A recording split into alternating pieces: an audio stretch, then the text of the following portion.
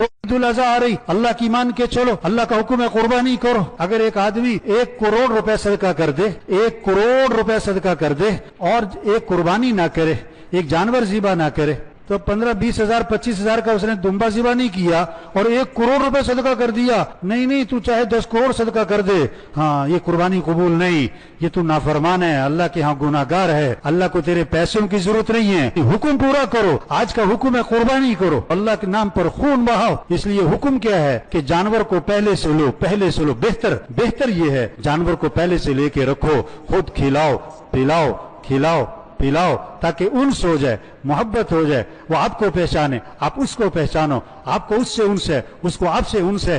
जैसे जानवरों से उनस हो जाता है ना, आवाज पहचानते हैं, आहट पहचानते हैं, इशारे पहचानते हैं। और हुक्म क्या है, फिर अपने हाथ से ज़िबा करो। ये नहीं कि कसाई के हवाले कर दिया। हाँ, अभी तो 2 दिन पहले नहीं, शाम को रात को लेते हैं, सुबह कुर्बानी कर देते हैं, और वो भी कहते हैं कसाई से भी फिर दो छुरी। बहुत सारे तो खड़े भी नहीं होते पास कि नहीं हमसे खून नहीं देखा जाता। नहीं, मुसलमान बुज़दिल नहीं होता, मुसलमान डरपोक नहीं होता है। अपने हाथ से ज़िबा करो, अपने हाथ से ज़िबा करो और इस जज्बे से ज़िबा करो, इस जज्बे से ज़िबा करो कि अल्लाह अगर तू हुक्म देता कि बेटे को ज़िबा कर तो मैं कर देता।